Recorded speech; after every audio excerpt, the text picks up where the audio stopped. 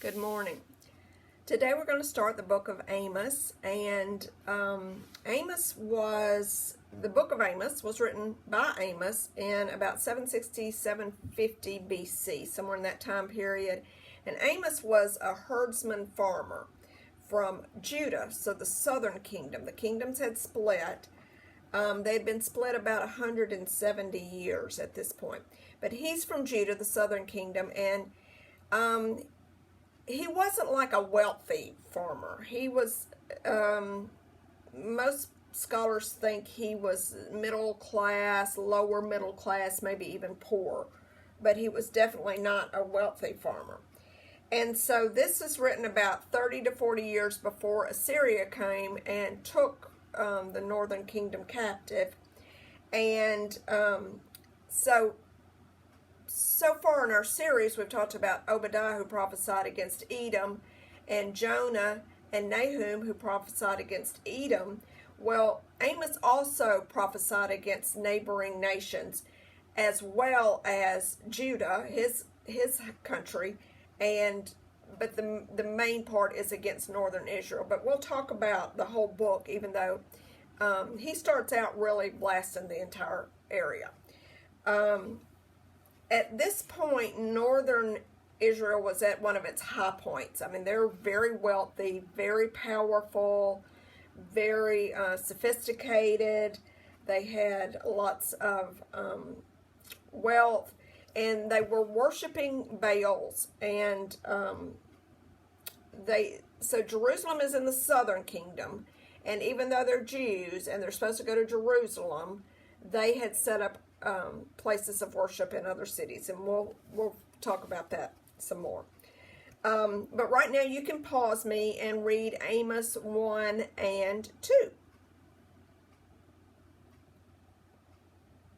Okay, so you'll notice that this is almost like a song. It just repeats the same thing kind of over and over in the same little rhythm.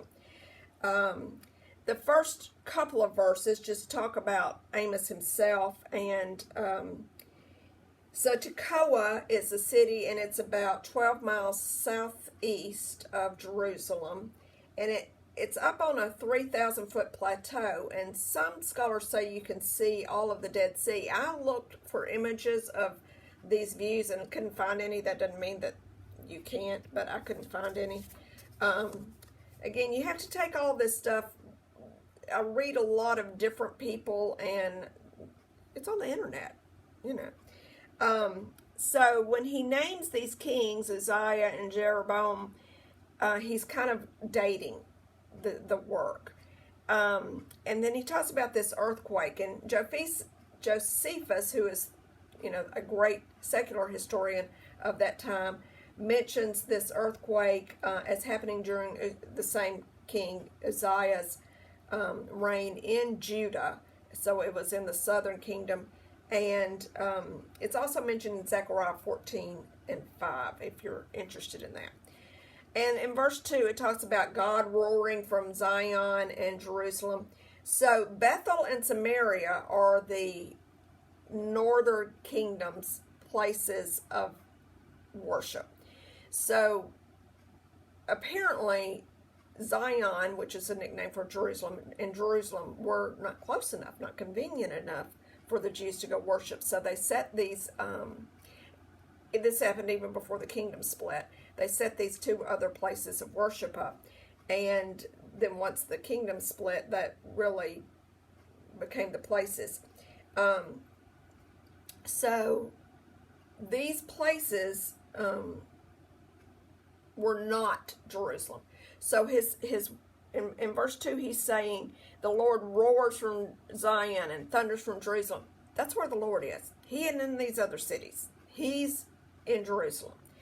And then the pastures dry up, and the top of Carmel withers. And Carmel is that very fertile area. So just a note to say, and you know what? God is still in control. He controls everything, including nature. And then we start the judgment on Israel's neighbors, and verses. So all of these start with for 3 cents, even 4. And that's just an idiom, and it means for many, or for more than enough, for tons, in my dialect, for more than you can think of, cents. So the first one is Damascus, and he's naming cities there, and the country is Syria or Aram, and he's saying for what happened in the Syrian war when you fought against Israel's land, which was east of Jordan.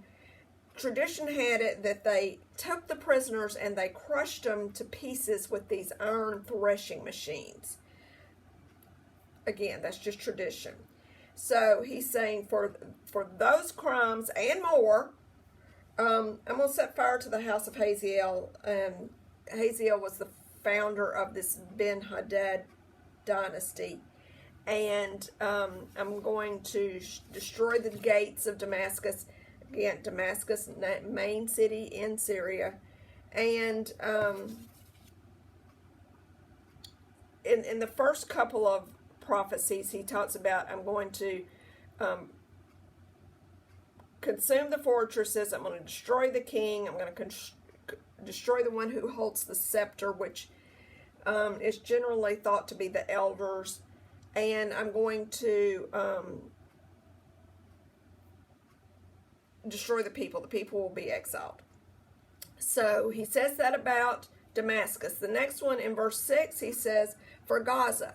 Gaza is a major city in Philistia, modern day Palestine. So here's their sins. They delivered the Israelites to Edom, the enemy. They delivered them like slaves. And again, we're going to set fire to the fortresses. We're going to destroy the king.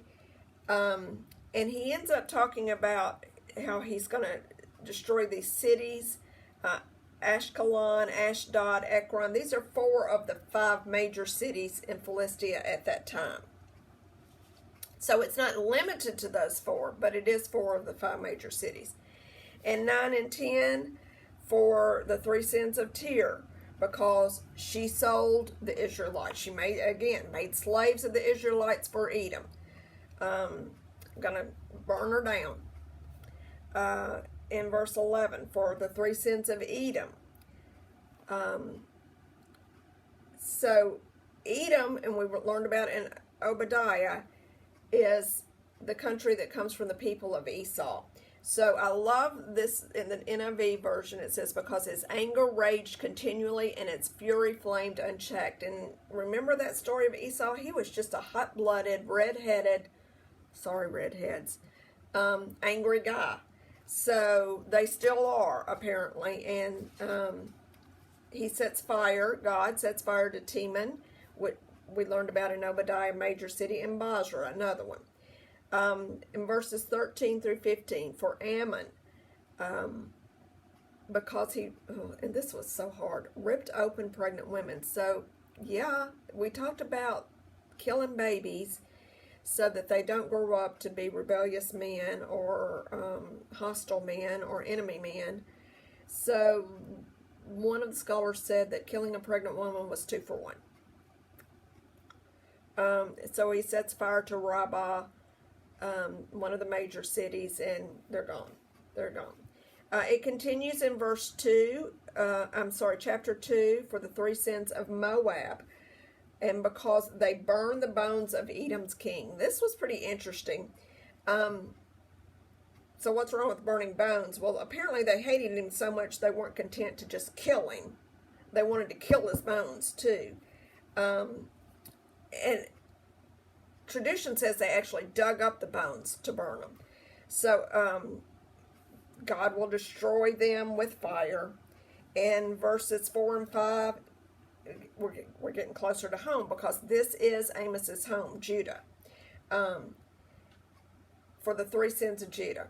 We're getting right down to it. Because you rejected the Torah, the law. You've not kept God's decrees. And you've been led away by false gods, the old Canaanite gods, the gods of Baal and Ashtoreth. And I will set fire to Jerusalem, which we know did happen.